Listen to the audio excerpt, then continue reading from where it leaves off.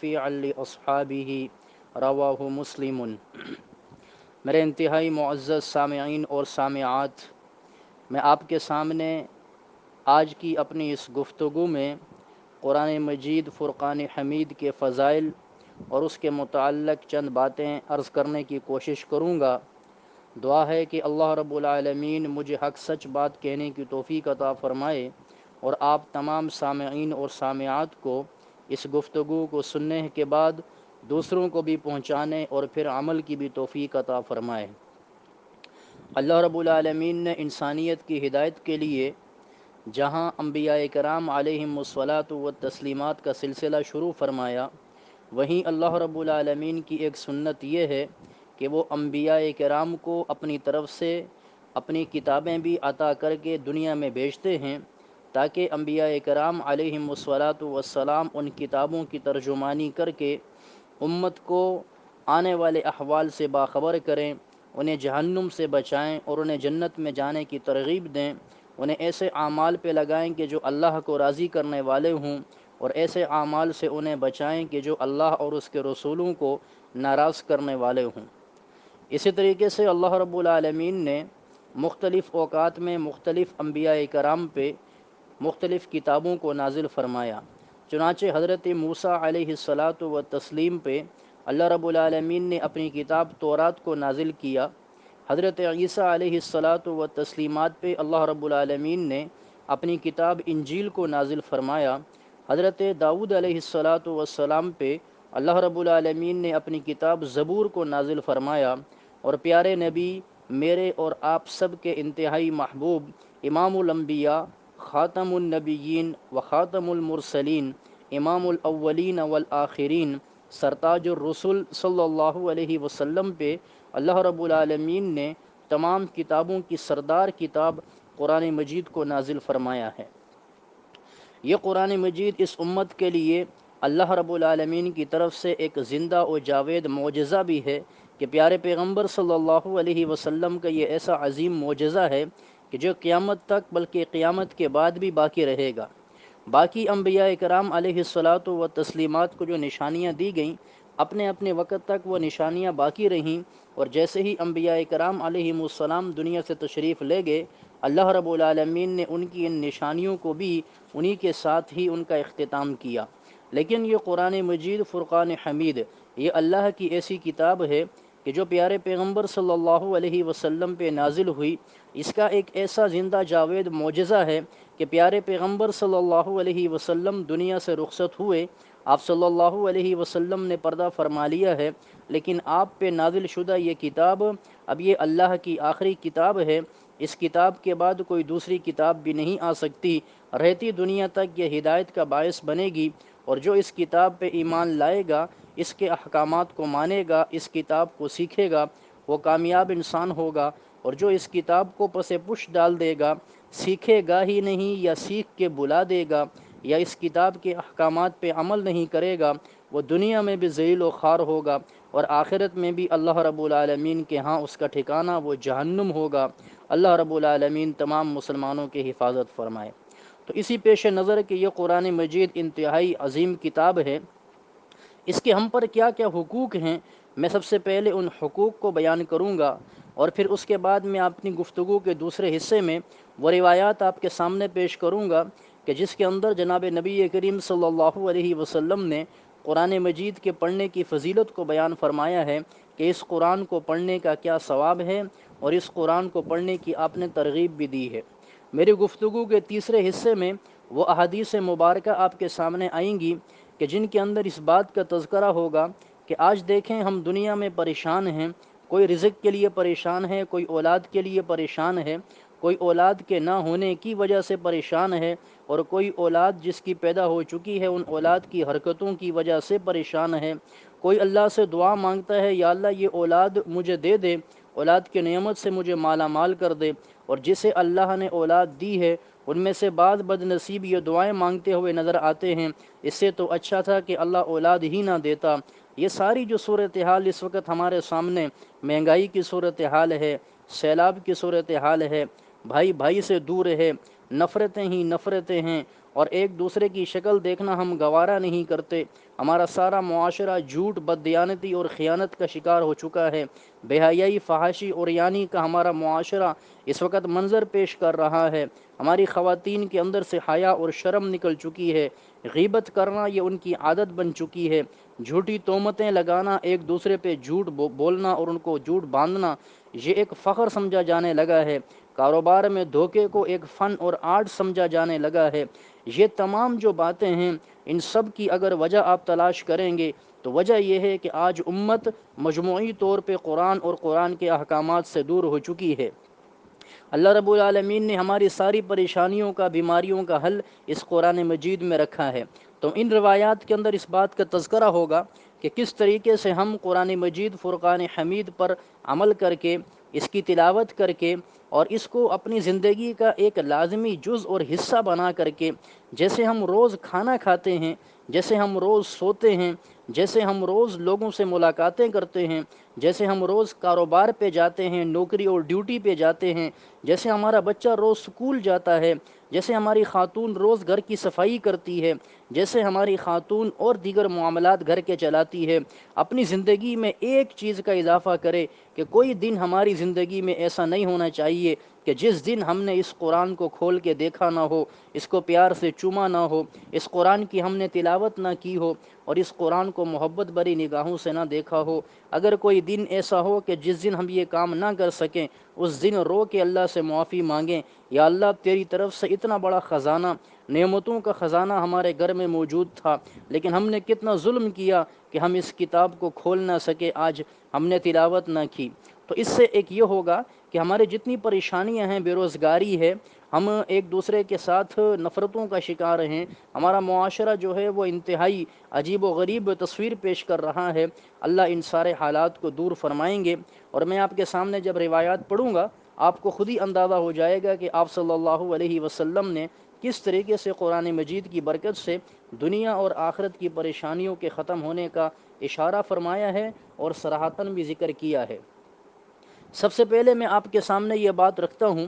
کہ قرآن مجید فرقان حمید کے چند حقوق ہم پر ہیں۔ سب سے پہلا حق قرآن مجید کا یہ ہے کہ ہم اس بات پہ ایمان رکھیں کہ یہ اللہ رب العالمین کی طرف سے نازل شدہ کلام ہے، اور اس کے ایک حرف کے اندر، اس کی ایک حرکت کے اندر، اس کی ایک زبر زیر پیش کے اندر بھی جب سے یہ اللہ کے نبی صلی اللہ علیہ وسلم پہ اترا ہے، اس وقت سے لے کے آج تک نہ کوئی تبدیلی ہوئی ہے اور نہ ہی قیامت کی صبح تک اس میں کوئی تبدیلی ہو سکتی ہے۔ اس لیے کہ اللہ خود فرماتے ہیں کہ ذالک الکتاب لا ریب فیہ، یہ کتاب ایسی ہے کہ اس میں کوئی شک و شبے کی گنجائش ہی نہیں ہے۔ تو لہذا یہ قرآن مجید عظیم اور مقدس کتاب ہے۔ اس کا پہلا حق یہ ہے کہ قرآن پہ ایمان لائیں، اس کے حق ہونے پہ، سچ ہونے پہ اور اس کے لا ریب کتاب ہونے پہ ہم نے ایمان لانا ہے۔ اس کا دوسرا حق یہ ہے کہ قرآن مجید کو دیکھ کے تجوید کے ساتھ ہر مسلمان کو پڑھنا آنا چاہیے۔ دیکھیں، قرآن مجید فرقان حمید یہ اللہ رب العالمین کی طرف سے ایک عظیم الشان کتاب ہے۔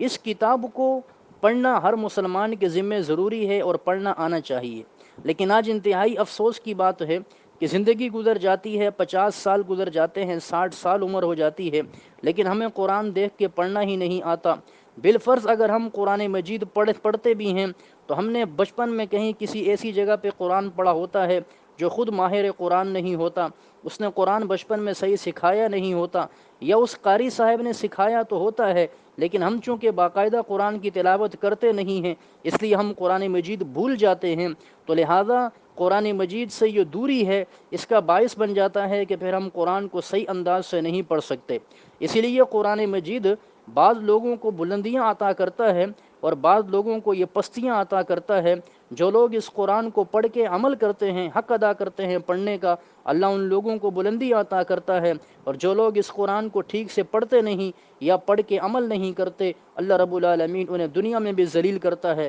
وہ آخرت میں بھی ذلیل ہو جاتے ہیں۔ میں آپ کو ایک مثال کے ذریعے بات سمجھاتا ہوں کہ جو قرآن کا حق نمبر 2 ہے، یعنی تجوید کے ساتھ کسی اچھے قاری صاحب کے پاس بیٹھ کے قرآن کو مشق کرتے ہوئے تجوید کے ساتھ پڑھنا یہ کتنا ضروری ہے۔ میں مثال کے ذریعے بات سمجھاتا ہوں کہ اگر ہم قرآن کو نہ سمجھیں تو پھر ایک چھوٹی سی غلطی سے بھی بسا اوقات قرآن کا معنی کہیں سے کہیں بن جاتا ہے۔ کیونکہ یہ قرآن مجید عربی زبان میں ہے، تو عربی زبان ایسی فصاحت اور بلاغت والی اور ایسی بڑی زبان ہے کہ اس میں ایک حرف کے بدلنے سے، ایک حرف تو دور کی بات، ایک زبر یا زیر کے بدلنے سے بھی، یا ایک لہجے کے بدلنے سے بھی اس کے معنی کے اندر تبدیلی آ جاتی ہے، اور کبھی کبھی ایسا ہوتا ہے کہ وہ معنی ایسا معنی بن جاتا ہے کہ پھر انسان اس سے دین اسلام سے بھی خارج ہو جاتا ہے۔ مثال کے طور پہ قرآن مجید کے اندر اللہ رب العالمین منافقین کے بارے میں فرماتے ہیں فی قلوبہم مرض، کہ ان کے دلوں میں مرض ہے۔ اب یہ موٹے قاف کے ساتھ ہے، ایک ہوتا ہے باریک کاف، ایک ہے قاف، یہ جو قاف ہے اس کے ساتھ ہے تو قرآن میں اس کا مطلب ہے دل۔ یہ قلوب جو ہے یہ قلب کی جمع ہے، لیکن اگر کوئی قرآن کو سیکھا نہیں اور وہ اس کو یوں پڑھے فی قلوبہم مرض، تو قلوب جو ہے یہ قلب کی جمع ہے باریک کاف کے ساتھ، اس کا معنی ہوتا ہے کتا۔ اب اللہ تو یہ فرمانا چاہتے ہیں کہ ان منافقوں کے دل بیمار ہیں، لیکن ہم نے قرآن چونکہ سیکھا ہی نہیں، اس لیے ہم نے قاف کو کاف پڑھ لیا، ہم یہ قرآن کا ترجمہ اب غلط بنے گا، اور ہمارے پڑھے ہوئے ترجمے کے مطابق ترجمہ یہ بنے گا کہ ان کے کتوں میں بیماریاں ہیں۔ گویا کہ اللہ ان کے دلوں کی بیماری بیان فرمانا چاہتے ہیں، اور ہم چونکہ قرآن سیکھتے نہیں، سیکھے بغیر پڑھ رہے ہیں، اس لیے ہم کہتے ہیں نہیں ان کے دل نہیں بلکہ ان کے کتے بیمار تھے۔ اب کتوں کی بیماری کا تو تعلق ہی کوئی یہاں اس مقام پہ نہیں ہے۔ اسی طریقے سے اللہ رب العالمین نے ایک مقام پہ فرمایا وَقَتَلَ دَاوُودُ جَالُوتَ، یہ داود حضرت نبی کریم صلی اللہ علیہ وسلم سے بہت پہلے ایک پیغمبر گزرے ہیں، حضرت داؤد علیہ السلام بنی اسرائیل کے اندر، اور یہ جو جالوت تھا یہ ظالم فاسق فاجر بادشاہ تھا۔ اب اللہ اس میں یہ بیان فرمانا چاہتے ہیں کہ حضرت داؤد علیہ السلام نے اس ظالم بادشاہ کو قتل کیا تھا۔ اب یہ داوودو، یہ جو داود میں دوسری آخری دال ہے، اس کے اوپر اگر ہم پیش پڑیں گے تو مطلب یہ ہوگا کہ حضرت داؤد علیہ السلام نے جالوت کو قتل کیا تھا، لیکن اگر ہم داوودو کی بجائے وقتل داوود جالوتو پڑھ لیں تو پھر مطلب یہ ہوگا کہ جالوت نے داؤد کو قتل کر دیا تھا علیہ السلام، تو پھر یہ دیکھیں قرآن کا مطلب ہی غلط ہو گیا۔ اسی طریقے سے آپ سورہ فاتحہ پڑھتے ہیں نماز میں، سورہ فاتحہ الحمدللہ رب العالمین، اس میں ایک آیت ہے، اگر اس میں انسان زبر کی بجائے پیش پڑھ لے اس سے انسان کافر ہو جاتا ہے۔ ہم کہتے ہیں اہدنا الصراط المستقیم صراط الذین انعمت علیہم، یہ ہم پڑھتے ہیں انعمت علیہم، اے اللہ ان لوگوں کے راستے پہ چلا کہ جن پہ تو نے انعام فرمایا۔ اگر ہم انعمت کی بجائے انعمت علیہم پڑھ لیں تو مطلب یہ ہوگا کہ ان لوگوں کے راستے پہ چلا کہ جن پہ میں نے انعام کیا ہے، تو یہ کفریہ مطلب ہو جائے گا۔ ہم نے کس پہ انعام کیا ہے؟ انعام یافتہ تو لوگ وہ ہیں کہ جن پہ رب نے انعام کیا ہے۔ تو دیکھیں میں مثال کے ذریعے آپ کو بات سمجھانا چاہ رہا تھا کہ یہ قرآن کا جو دوسرا حق ہے تجوید سے باقاعدہ سیکھ کے مشق کے ساتھ قرآن پڑھنا، یہ کتنا ضروری ہے کہ اگر ہم نہیں سیکھیں گے، ہم تلاوت کر بھی رہے ہوں گے ہم گنہگار ہو رہے ہوں گے، ہم تلاوت کر بھی رہے ہوں گے معاذ اللہ اللہ بچائے ہم پھر کافر ہو رہے ہوں گے۔ اس لیے قرآن مجید کا دوسرا حق میں نے عرض کیا کہ قرآن مجید کو سیکھ کے پڑھنا ہے۔ قرآن کا جو تیسرا حق ہے وہ یہ ہے کہ قرآن مجید نے جن چیزوں کو حلال قرار دیا ہے تمام مسلمانوں کے ذمہ لازم ہے، چاہے مرد ہوں یا خواتین، ان چیزوں کو حرام سمجھے گا،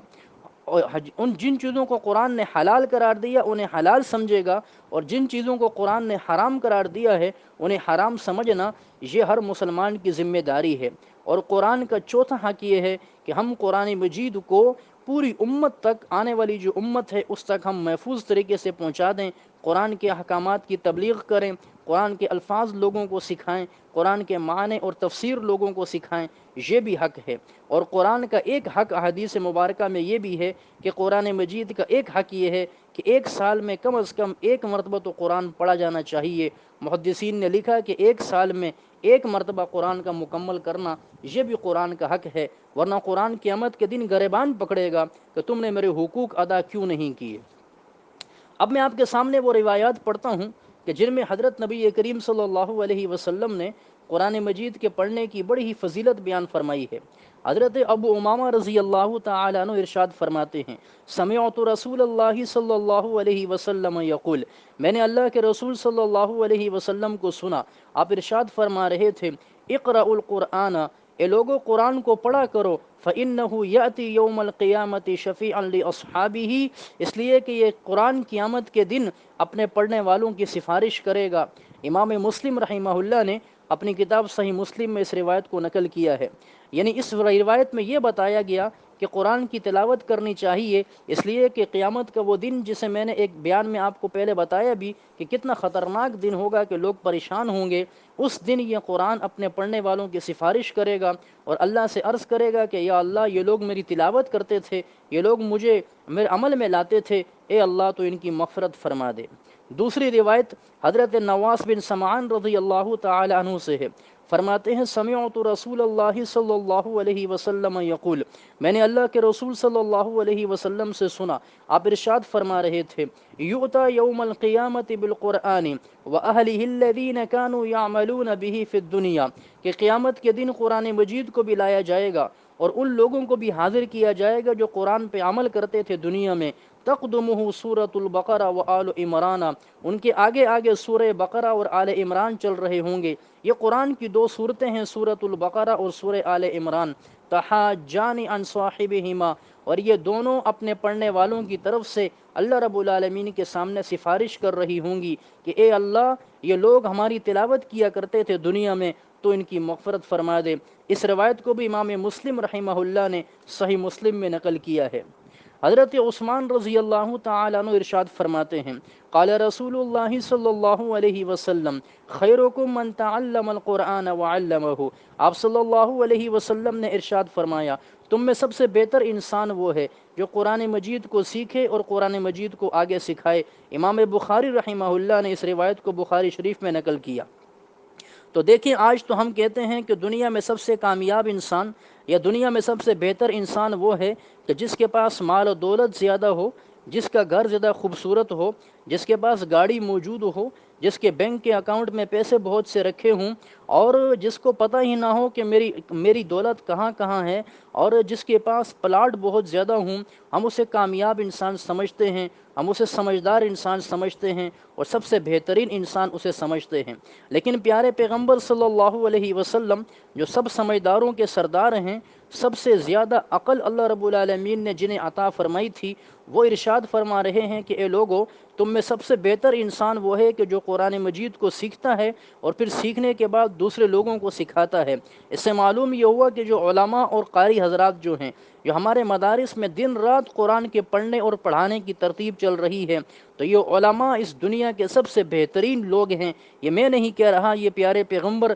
صلی اللہ علیہ وسلم اپنی زبان مبارک سے امت کو بتا کے جا رہے ہیں۔ حضرت اما عائشہ صدیقہ رضی اللہ عنہا سے روایت ہے، فرماتی ہیں قال رسول اللہ صلی اللہ علیہ وسلم، اللہ کے رسول صلی اللہ علیہ وسلم نے فرمایا الذی یقرأ القرآن، وہ شخص جو قرآن کی تلاوت کرتا ہے، وہو ماہر بہ، اس حال میں کہ وہ انتہائی ماہر ہے، یعنی وہ قرآن کا ماہر قاری ہے اور تلاوت کرتا ہے، وہ قیامت کے دن مع السفرۃ الکرام البررہ، معزز لکھنے والے فرشتوں کے ساتھ ہوگا۔ والذی یقرأ القرآن ویتتعتع فیہ، اور وہ شخص جو قرآن کی تلاوت کرنے کی کوشش کرتا ہے لیکن اٹک اٹک کے تلاوت کرتا ہے، بیچارے کو صحیح آتی نہیں، سیکھنے کی کوشش کر رہا ہے اور یہ اٹکنا بار بار، وہو علیہ شاق لہ، وہو علیہ شاق، یہ اس پر سخت گزرتا ہے، اسے بڑی مشقت ہوتی ہے قرآن پڑھنے میں، لہو اجرانی، آپ نے فرمایا ایسے آدمی کے لیے ڈبل اجر ہوگا۔ ایک اجر تو اس بات کا کہ یہ قرآن پڑھ رہا ہے، دوسرا اجر اس بات کا کہ جو اٹک اٹک کے مشقت برداشت کر رہا ہے، تکلیف برداشت کر رہا ہے، اس وجہ سے فرمایا اس کو ڈبل اجر ملے گا۔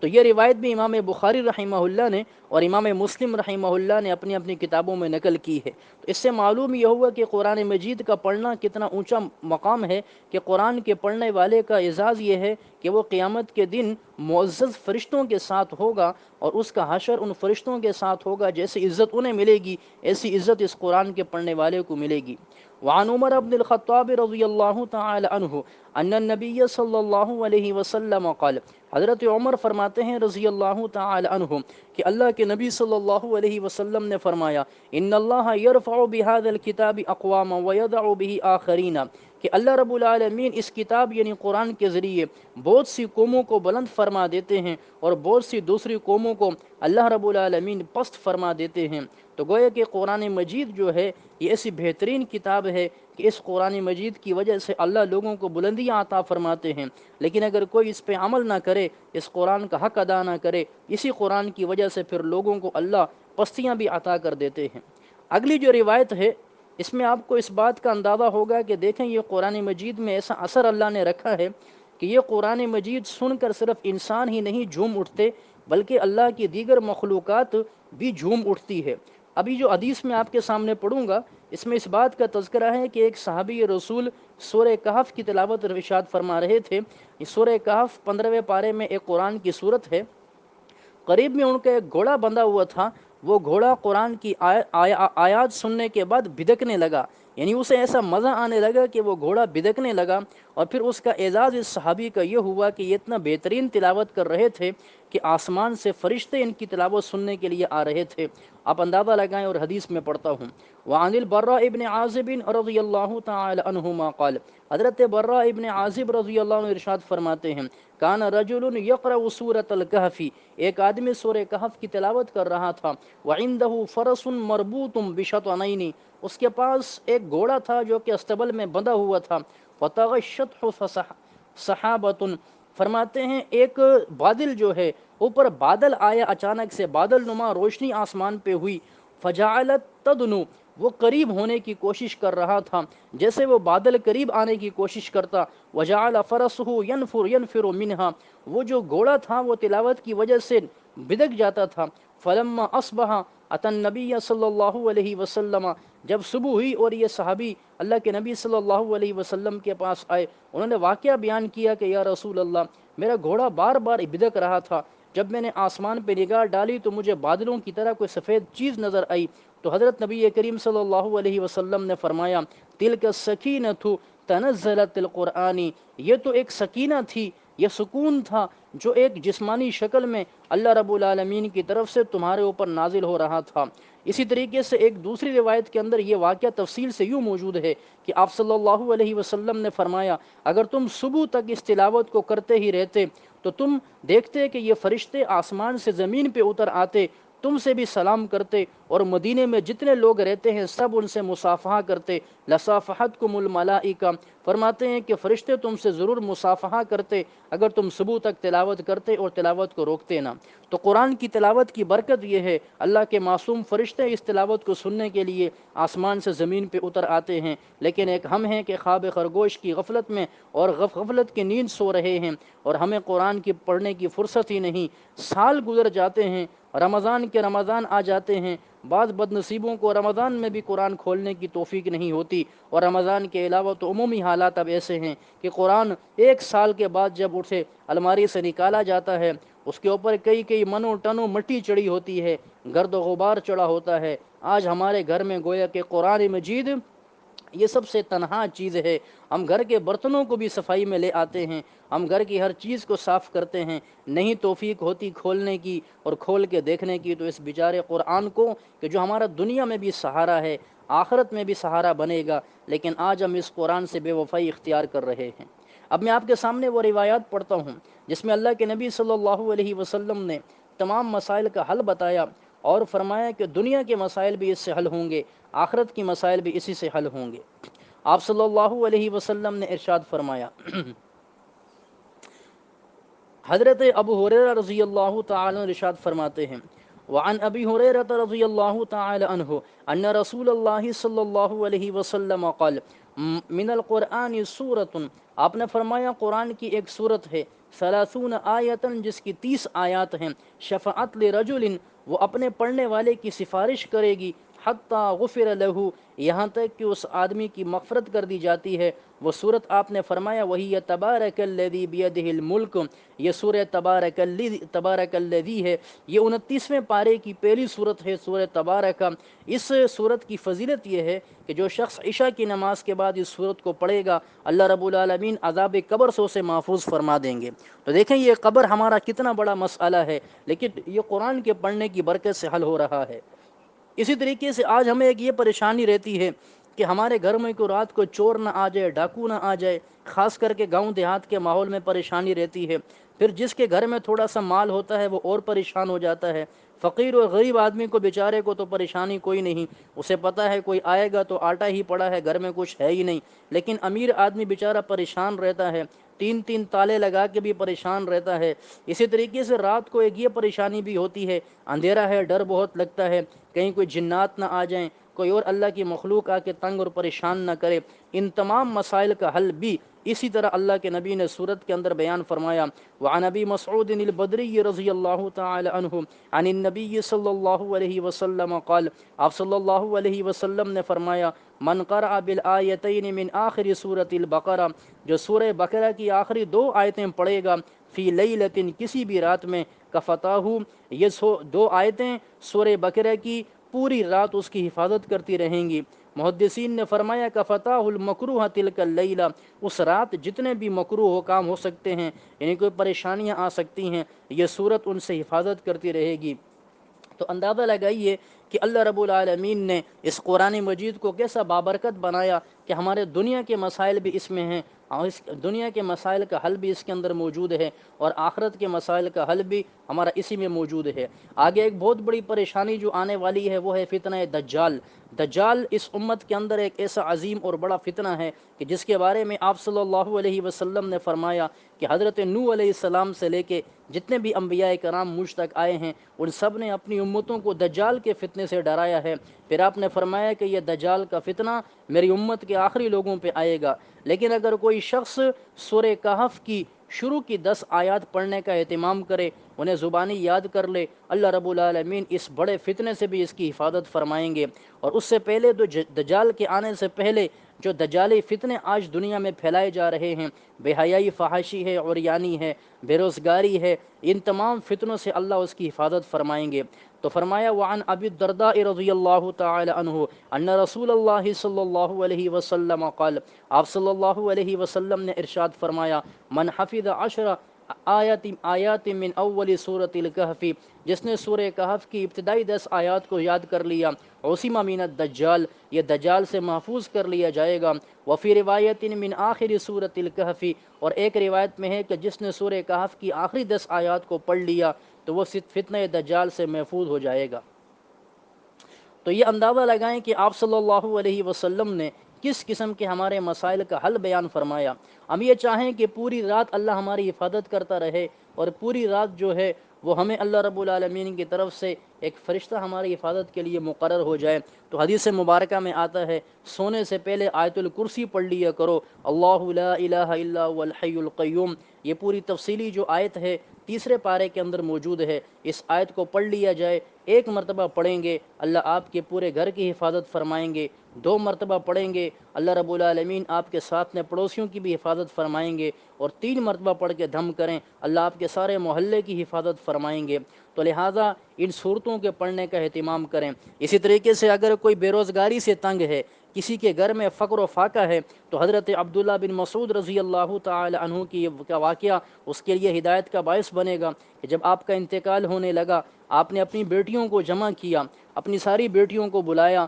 اور فرمایا، بیٹیوں میں نے تمہیں دین سکھایا ہے، میں نے تمہیں رب کا قرآن، نبی کا فرمان سکھایا ہے، اگر تم نے میری ایک بات کو اپنے عمل میں رکھا، دنیا میں کبھی کسی کی محتاج نہیں رہو گی۔ پھر آپ نے ارشاد فرمایا کہ جب مغرب کی نماز پڑھ چکو تو مغرب کی نماز کے بعد سورہ واقعہ کا اہتمام کرنا۔ یہ سورہ واقعہ اذا وقعت الواقعہ، یہ 27ویں پارے میں صورت ہے، اس صورت کا اہتمام کرنا۔ آپ نے فرمایا کہ کبھی تم پہ فقر و فاقہ نہیں آئے گا۔ تو حضرت ابن مسعود رضی اللہ تعالی عنہ کی بیٹیوں نے سورہ واقعہ کا اہتمام فرمایا، پھر اللہ نے انہیں ایسے مال کی فراوانی عطا فرمائی کہ وہ دوسروں کو صدقات اور خیرات دیا کرتی تھیں، رب نے انہیں دوسروں کی محتاجی سے بچایا، بلکہ وہ مخلوق پہ خرچ کرنے والی بنی ہیں۔ اسی لیے آپ صلی اللہ علیہ وسلم نے جا بجا امت کو قرآن کے پڑھنے کی ترغیب دی ہے۔ آج ہمارے تمام مسائل کا حل وہ قرآن کے پڑھنے میں ہی ہے۔ ہم یہ چاہیں کہ ہم ہر پریشانی سے محفوظ رہ جائیں، ہمیں قرآن پڑھنا چاہیے۔ چاہیے۔ ہم چاہیں کہ ہمارے گھر قبرستان نہ بنے، ہمارے گھر امن و امان کا گہوارہ بنے، ہمیں قرآن کی تلاوت کرنی چاہیے۔ اس لیے اللہ کے نبی صلی اللہ علیہ وسلم نے ارشاد فرمایا، حضرت ابو ہریرہ رضی اللہ عنہ ارشاد فرماتے ہیں، ان رسول اللہ صلی اللہ علیہ وسلم قال، اللہ کے پاک پیغمبر صلی اللہ علیہ وسلم نے فرمایا، لا تجعلوا بیوتکم مقابر، اپنے گھروں کو قبرستان مت بناؤ، ان الشیطان ینفر من البیت الذی تقرأ فیہ سورۃ البقرہ، شیطان اس گھر سے بھاگ جاتا ہے جس گھر میں سورہ بقرہ کی تلاوت کی جاتی ہے۔ امام مسلم رحمہ اللہ نے اس روایت کو نقل کیا ہے۔ آج بتائیں ہمارے گھر میں جو ناچاکیاں ہیں، ہمارے گھر میں جو نفرتیں ہیں، باپ بیٹے کی شکل دیکھنے کو تیار نہیں، بھائی بھائی کی شکل دیکھنے کو تیار نہیں، بیٹی اور ماں کے درمیان ناچاکیاں چل رہی ہیں، شوہر اور بیوی کی لڑائیاں چل رہی ہیں، بچے بات سننے کو تیار نہیں ہیں، کبھی بچوں کی ایک بیماری آتی ہے ختم نہیں ہوتی، دوسری آ جاتی ہے، بیوی بیمار ہوتی ہے، شوہر ٹھیک ہوتا ہے، شوہر ٹھیک ہو جائے تو بیوی بیمار ہو جاتی ہے، کبھی کسی کا قرضہ ہم پہ آ جاتا ہے، کوئی قرض مانگنے والا گیٹ پہ کھڑا ہو جاتا ہے، کبھی ہمیں نوکری سے نکال دیا جاتا ہے۔ یہ تمام جو حالات ہیں یہ اس وجہ سے ہیں کہ گھر میں شیطان کے ڈیرے ہیں، کھانے میں شیطان ہمارے ساتھ شریک ہوتا ہے، شیطان ہماری گفتگو میں ہمارے ساتھ ہوتا ہے، ہمارے اندر فحاشی اور یانی کو پیدا کر رہا ہے۔ لیکن اگر ہم سورہ بقرہ اور قرآن کی دیگر صورتوں کا بھی اہتمام کریں، جب گھر سے شیطان ہی بھاگ جائے گا، پھر رب العالمین مصیبتوں اور پریشانیوں کو بھی دور فرما دیں گے، کیونکہ یہ مصیبتیں اور پریشانیاں یہ انسان کے اپنے اعمال کی وجہ سے آتی ہیں۔ اللہ رب العالمین قرآن میں فرماتے ہیں، ظہر الفساد فی البر والبحر بما کسبت ایدی الناس، اس زمین کی فضا کے اوپر یعنی تری اور خشکی کے اندر جتنی بھی بیماریاں اور جتنا بھی فساد ظاہر ہو رہے ہیں، یہ سب انسان کے اپنے ہاتھوں کے کرتوت ہیں۔ اس لیے اللہ رب العالمین نے یہ قرآن مجید کی بڑی عظیم نعمت اور ایک عظیم خزانہ ہمیں عطا فرمایا ہے۔ اس قرآن کو ہم ضرور سیکھیں بھی اور ہم اس قرآن کو ضرور پڑھیں بھی۔ اللہ رب العالمین نے انسان کو ایسا بنایا کہ انسان جس عمر میں چاہے جو کام کرنا چاہے کر سکتا ہے۔ آج قرآن مجید سیکھنے کی جب کسی سے بات کی جائے، خاص کر کے ہمارے بڑی عمر کے جو بزرگ ہیں ان سے بات کی جائے، چاہے مرد ہوں یا عورتیں ہوں، ان کا ایک جواب ہوتا ہے کہ جی ہماری عمر ہی گزر گئی، اب تو ہماری زبان پہ کچھ آئے گا ہی نہیں۔ میں آپ کو چند واقعات سناتا ہوں جس سے آپ کو یہ معلوم ہوگا کہ بڑی بڑی عمر میں لوگوں نے صرف قرآن کو دیکھ کے نہیں پڑھنا سیکھا، بلکہ قرآن کو زبانی یاد کیا ہے، اور 2-3 سال میں نہیں بلکہ ایک ہفتے کے اندر اور ایک مہینے میں اس قرآن مجید کو لوگوں نے یاد کیا ہے۔ اس سے معلوم یہ ہوا کہ اگر آپ کا شوق ہو، آپ کا ذوق ہو، تو پھر اللہ رب العالمین ذہن کو کھول دیتا ہے۔ اللہ تو طلب کو دیکھتے ہیں کہ ہماری طلب کتنی ہے، ہم اللہ سے مانگیں، اپنے حافظے کو اپنے ذہن کے اوپر نظر نہ رکھیں، اللہ کی رحمت پہ نظر رکھیں۔ اگر اب تک جو کوتاہی ہوئی ہم سیکھ نہیں سکے، ہم آج ہی ارادہ کریں کہ کل ہی سے ہم کسی بہترین قاری صاحب یا قاریہ صاحبہ کے پاس جائیں گے اور ہم قرآن کو سیکھیں گے۔ دیکھیں یہ شرم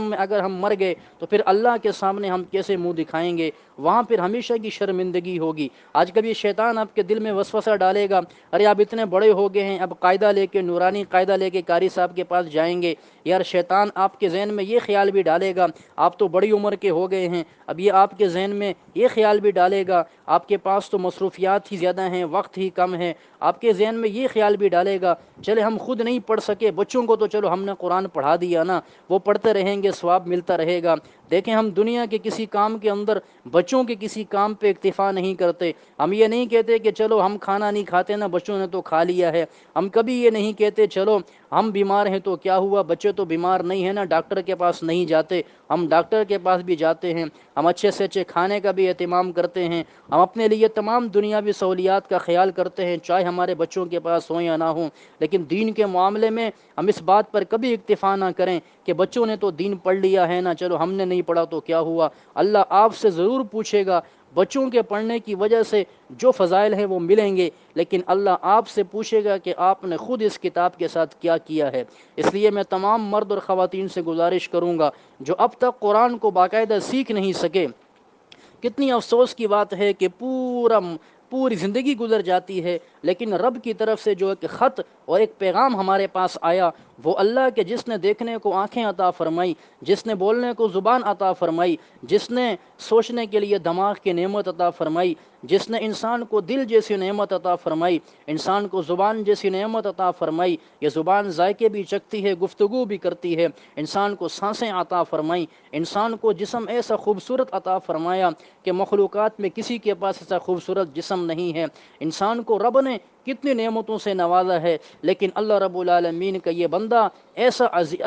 عجیب و غریب فطرت رکھتا ہے کہ جس رب نے اتنی نعمتیں دیں اسی رب کے پیغام کو سیکھنے کے لیے تیار نہیں ہے۔ ہمارے پاس آج دنیا کے ہر کام کا وقت موجود ہے، وقت موجود نہیں ہے تو رب کی کتاب کا وقت موجود نہیں ہے۔ میں چند واقعات سنا کر کے اپنی بات کو مکمل کرتا ہوں۔ امام محمد رحمہ اللہ، امام محمد بن حسن الشیبانی بہت بڑے عالم گزرے ہیں۔ سن 189 ہجری میں آپ کا انتقال ہوا۔ امام اعظم ابو حنیفہ رحمہ اللہ 150 ہجری میں آپ کا انتقال ہے، ان کے شاگرد ہیں۔ یہ امام ابو حنیفہ رحمۃ اللہ علیہ کی مجلس میں تشریف لائے، وہاں بہت سے اور لوگ بھی بیٹھے ہوئے تھے، شاگرد تھے، علم حاصل کر رہے تھے، فقہ کے مسائل سیکھ رہے تھے، دین کے مسائل بیان ہو رہے تھے۔ امام محمد رحمہ اللہ نے فرمایا حضرت میں بھی آپ کی کلاس میں داخلہ لینا چاہتا ہوں۔ استاد نے فرمایا بیٹا تم قرآن کے حافظ ہو یا نہیں؟ فرمایا استاد جی قرآن کا تو حافظ نہیں ہوں۔ تو امام ابو حنیفہ نے فرمایا رحمہ اللہ بیٹا جاؤ پہلے قرآن کو یاد کر کے آؤ، اس لیے کہ ہمارے کلاس میں داخلے کی شرط یہ ہے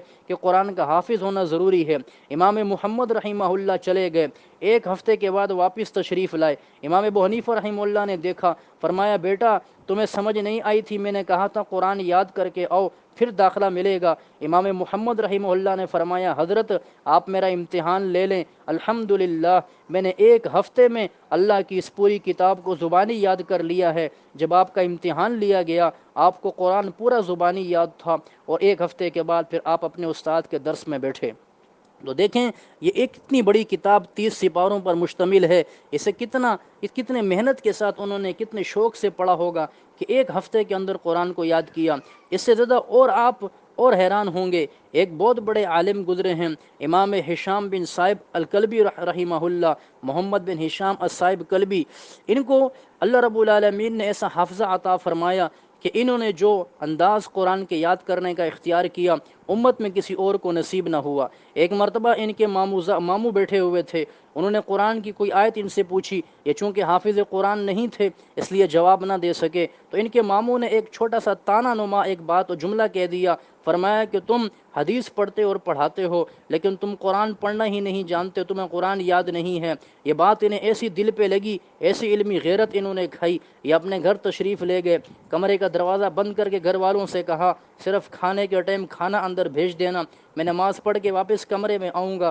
اس کے علاوہ کوئی بات مجھ سے مت کرنا۔ 3 دن تک اپنے گھر میں رہے، اس کمرے میں رہے۔ 3 دن کے بعد جب یہ کمرے سے نکلے تو اللہ کی شان دیکھیے کہ انہوں نے پورے 3 دن کے اندر اللہ کی اس پوری کتاب کو زبانی یاد کر لیا، اور یہ 3 دنوں میں قرآن کے حافظ بن گئے۔ تو اگر لوگ 3 دن میں قرآن کو حفظ کر سکتے ہیں، 1 مہینے میں 1 ہفتے میں قرآن کو زبانی یاد کر سکتے ہیں، تو پھر مجھے بتائیں کہ ہم اس قرآن کو دیکھ کے پڑھنا کیوں نہیں سیکھ سکتے؟ اصل بات یہ ہے کہ ہمارے اندر ذوق اور شوق ہونا چاہیے۔ اس لیے جب ذوق اور شوق پیدا ہوگا تو اللہ رب العالمین کی یہ کتاب پھر ہمیں یاد کرنی بھی آ جائے گی، اور اللہ کی یہ کتاب ہماری سمجھ میں بھی آ جائے گی۔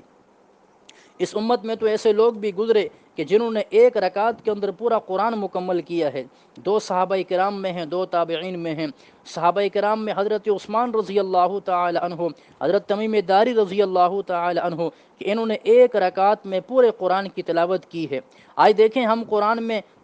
2 رکعت نماز کی نیت کرتے ہیں، 5 منٹ ہمیں رب کے سامنے کھڑا ہونا کتنا مشکل لگتا ہے، ہم تھک جاتے ہیں، لیکن وہ کیسے لوگ تھے، انہیں قرآن سے کیسی محبت تھی کہ دیکھیں 1 رکعت کے اندر پورے قرآن کی وہ تلاوت کر رہے ہیں۔ اسی طریقے سے 2 تابعین کے اندر ہیں امام اعظم ابو حنیفہ رحمہ اللہ، حضرت سعید بن جبیر رحمہ اللہ، کہ 1 رکعت کے اندر پورے قرآن کی تلاوت کی ہے۔ اس امت میں ایسے لوگ بھی گزرے کہ جنہوں نے 1 رکعت میں ایک ہی آیت پڑھتے پڑھتے پوری رات گزار دی۔ امام اعظم ابو حنیفہ رحمہ اللہ سورہ یاسین کی آیت پڑھ رہے تھے، وَامْتَازُوا الْيَوْمَ أَيُّهَا الْمُجْرِمُونَ، کہ جب اللہ قیامت کے دن کہیں گے اے مجرموں الگ ہو جاؤ، تو پھر اس دن کیا حال ہوگا۔ اس آیت کا ایسا اثر ہوا، پوری رات کھڑے رہے، پوری رات یہ آیت پڑھتے رہے اور روتے رہے، آپ کی آنکھوں سے آنسو جاری ہوتے گئے۔ تو یہ امت میں ایسے لوگ تھے کہ جنہوں نے قرآن سے عشق کیا تھا، قرآن سے محبت کی تھی۔ آج ہم بھی قرآن کے نام لیتے ہیں، آج ہم بھی قرآن سے محبت کا دعویٰ کرتے ہیں، لیکن ہم سورہ اخلاص پڑھ کے ہی تھک جاتے ہیں، ہم 2 رکوع تلاوت کر کے ہی تھک جاتے ہیں۔ وہ لوگ 1 رکعت میں پورا قرآن مکمل کر لیتے تھے۔ آج رب کے سامنے 2 رکعت کھڑا ہونا ہمارے لیے مشکل ہے، لیکن نبی کی پیاری بیٹی، نبی کی لخت جگر، حضرات حسنین کریمین کی والدہ حضرت علی رضی اللہ تعالی عنہ کی زوجہ مطہرہ حضرت بی بی فاطمہ رضی اللہ تعالی عنہ کا واقعہ دیکھیے۔ سردیوں کی لمبی راتیں تھیں، 8 بجے 9 بجے صحابہ سو جایا کرتے تھے۔ ہماری طرح ٹچ موبائل نہیں تھے ان کے پاس، رات 12-1 بجے تک جاگتے رہیں، لیکن سردیوں کی ان لمبی راتوں میں اللہ کی اس بندی نے، نبی کی اس پیاری شہزادی نے کیا عمل کیا۔ رات اللہ کے نام پر کھڑی ہو گئی، 2 رکعت نفل کی نیت باندھی، فجر کی اذان ہو گئی، ابھی 2 رکعت آپ کی مکمل نہیں ہوئی، جیسے اذان ہوئی آسمان کی طرف اپنا چہرہ کیا اور کہنے لگی، اے اللہ تو نے یہ راتیں کتنی چھوٹی بنائی ہیں کہ ان راتوں میں میری 2 رکعت بھی مکمل نہ ہو سکیں۔ 10 گھنٹے کی رات کو کہہ رہی ہیں چھوٹی بنائی ہیں، اور میں اور آپ آج دین کے محبت کے دعوے تو کرتے ہیں، ہم جنت کی امید بھی لگا کے بیٹھے ہیں، ہمیں موت سے بھی ڈر نہیں لگتا، ہمیں قبر کی بھی کوئی فکر نہیں ہے، اس کے باوجود بھی ہم قرآن سے کتنے دور ہیں کہ ہمیں قرآن کی 2 سورتیں پڑھتے ہوئے بھی تھکاوٹ ہو جاتی ہے۔ اس لیے ضرورت اس بات کی ہے کہ ہم قرآن سے محبت کو پیدا کریں۔ امت میں ایسے لوگ گزرے کہ جو اپنے انتقال کے وقت دوسروں کو تسلیاں دے کے جا رہے تھے کہ پریشان نہیں ہونا، میں نے قرآن پڑھا ہے، مجھے اللہ سے امید ہے کہ اللہ معاف فرمائیں گے۔ ایک ہم ہیں کہ ہم دنیا سے جا رہے ہوتے ہیں، ہماری زبانوں پہ دنیا کے تذکرے ہوتے ہیں، کوئی گائے بھینس کا نام لیتے لیتے مر جاتا ہے، کوئی دنیا کے پیسوں کے ذکر میں مر جاتا ہے، کوئی رشتہ داروں کے نام لیتے لیتے مر جاتا ہے۔ رب کا نام لینے کی توفیق موت کے وقت نہیں ہوتی۔ موت کے وقت اگر ہم یہ چاہیں کہ ہمیں قرآن زبان پہ آ جائے، ہماری موت کے وقت کلمہ ہماری زبان پہ آ جائے، دین کی باتیں ہماری زبان پہ آ جائیں، ہمیں چاہیے کہ ہم اس دنیا میں رہتے ہوئے رب کی اس کتاب سے ضرور محبت کریں، ہم قرآن کو ضرور سیکھیں، ہم قرآن کو ضرور عمل میں لے کر کے آئیں۔ حضرت امام ابو بکر ابن ابو عیاش رحمۃ اللہ علیہ بہت بڑے عالم گزرے ہیں، بہت بڑے حدیث کے امام ہیں، تفسیر قرآن کے بھی امام ہیں۔ ان کے انتقال کا وقت جب قریب آیا تو ان کے انتقال کے وقت امام نووی رحمہ اللہ بہت بڑے عالم ہیں، انہوں نے یہ واقعہ مسلم شریف کی حدیث کی کتاب اس کی شرح المنہاج کے اندر نقل کیا، اور آپ کی کتاب کی اس کے حاشیے میں، راویوں کے حالات میں حاشیے میں موجود ہے۔ آپ نے واقعہ نقل کیا کہ جب ان کے انتقال کا وقت قریب آیا،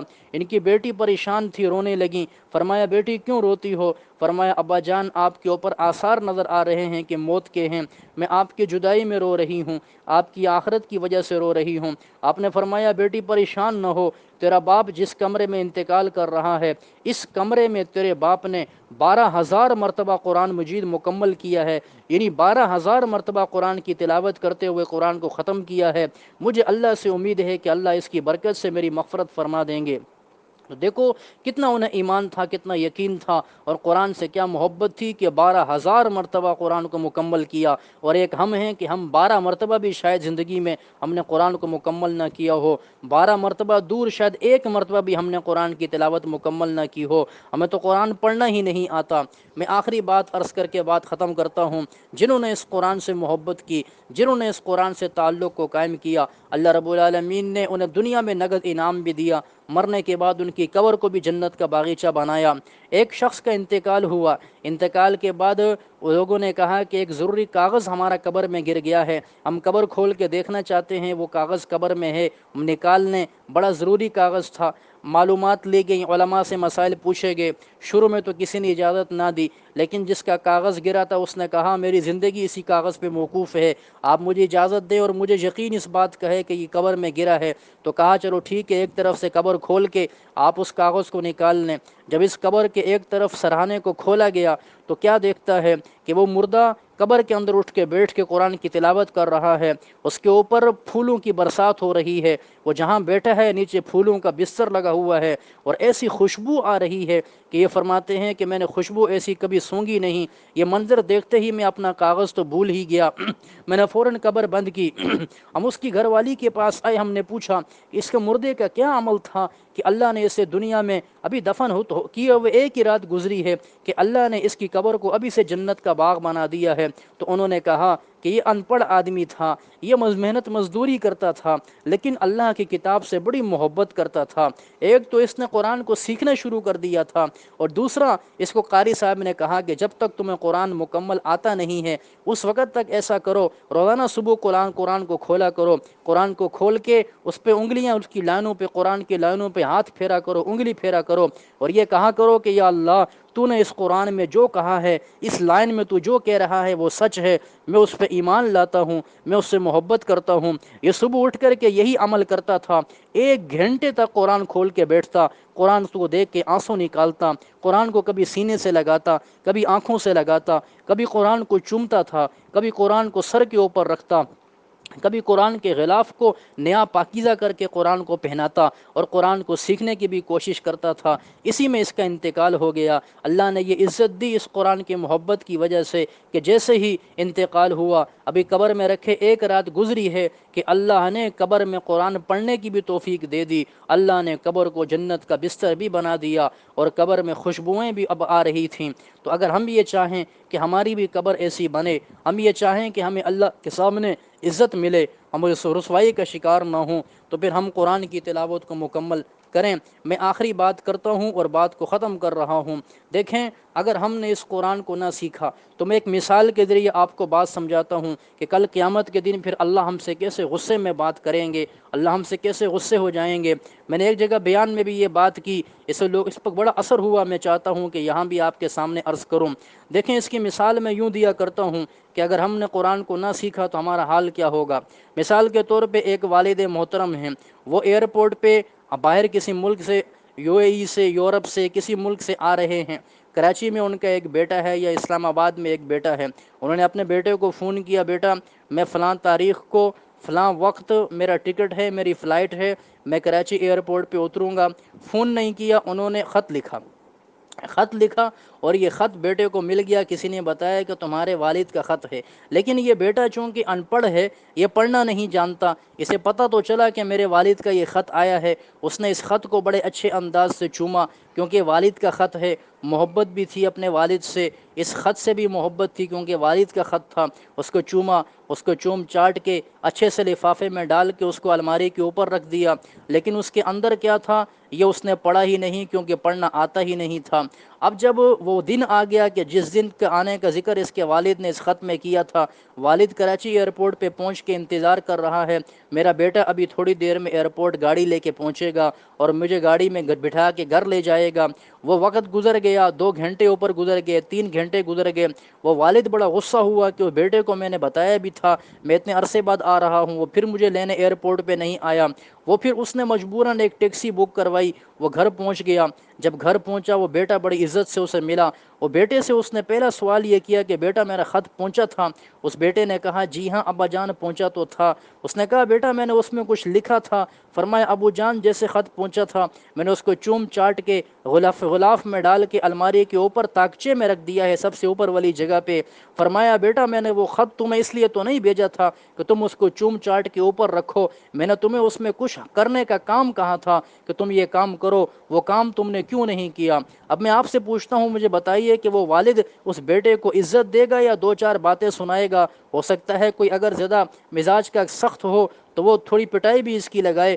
کہ میں تمہاری وجہ سے اتنے ذلیل و خوار ہوتا رہا۔ دیکھیں اللہ رب العالمین نے یہ پیغام جو قرآن کی صورت میں ہمیں دیا، یہ ایک خط ہے، اس میں کچھ کرنے کا حکم ہے، کچھ چھوڑنے کا حکم ہے، لیکن زندگی گزر جاتی ہے، ہمیں پتہ ہی نہیں ہوتا کہ رب نے اس میں کیا لکھا ہے، رب ہمیں کیا کہہ رہے ہیں۔ جب مر کے ہم اللہ کے سامنے جائیں گے تو پھر ہم صرف یہ نہیں کہ ہم صرف قرآن کو چومتے تھے یا غلاف میں ڈال کے ہم نے رکھا تھا، تو جس طریقے سے وہ والد اپنے اس نالائق بیٹے کی پٹائی لگانے میں بالکل صحیح ہے، اسی طریقے سے اللہ رب العالمین وہ اپنے اس نالائق بندے کو اگر سزا دے گا تو رب العالمین انصاف کرے گا۔ اللہ رب العالمین سے دعا ہے کہ دنیا کے اندر رہتے ہوئے رب العالمین اس کتاب کی حفاظت کرنے کی توفیق عطا فرمائے، اس کتاب